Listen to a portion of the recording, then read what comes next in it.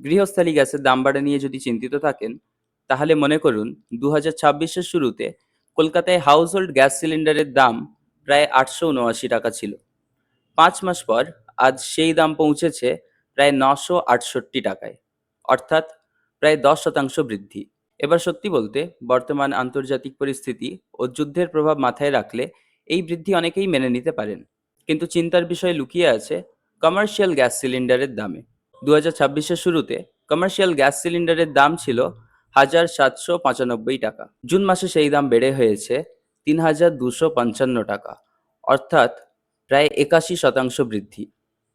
একদিকে 10% বৃদ্ধি গৃহস্থালী গ্যাসের দামে, অন্যদিকে 81% বৃদ্ধি কমার্শিয়াল গ্যাসের দামে। মানে পরিস্থিতি নিয়ে চিন্তা করার যথেষ্ট কারণ আছে। আর এর সাথে পেট্রোল আর ডিজেলের দাম তো বেড়েই চলেছে।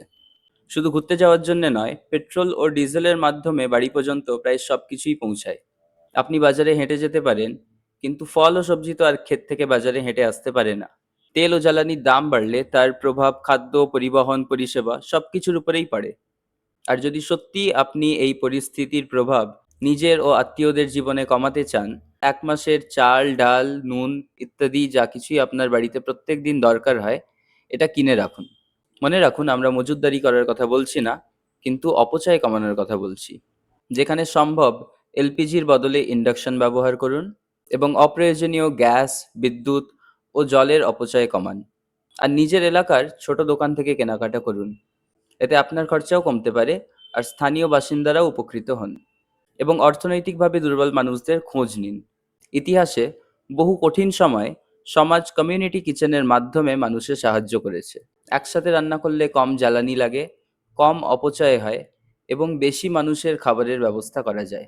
কষ্টের বিষয় হলো, একদিকে কিছু মানুষ বড় বড় কর্পোরেটের স্বার্থকে উন্নয়নের নাম দেয়, অন্যদিকে সাধারণ মানুষের আয়ের তুলনায় জীবনযাত্রার খরচ দ্রুত বেড়েই চলেছে। ইতিহাস দেখিয়েছে কিছু মানুষের অপ্রয়োজনীয় মজুতদারি অনেক সময় সাধারণ মানুষের জন্য আরও বড় সমস্যা তৈরি করে। রাইট উইং না লেফট উইং আইডিওলজি, এটার উপরেই নির্ভর করে সরকার কোন পথে হাঁটবে এবং কি কি পদক্ষেপ নেবে।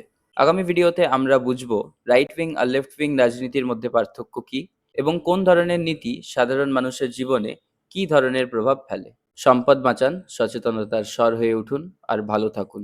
জনগণের সচেতনতার উপরেই নির্ভর করে আমাদের ভবিষ্যৎ। कहाँ है महंगाई? मैं तो मोदी सरकार से ये गुजारिश करूंगा भी पेट्रोल और डीजल का रेट 2000 रुपये लीटर कर दे। कोई डर नहीं, कागज चुकने वाला भी मोटरसाइकिल पे चला है। अरे हम अमीर लोग भी मोटरसाइकिल पे चला, हमारे में मोटर कागज चुकने वाले में फर्क के रहा।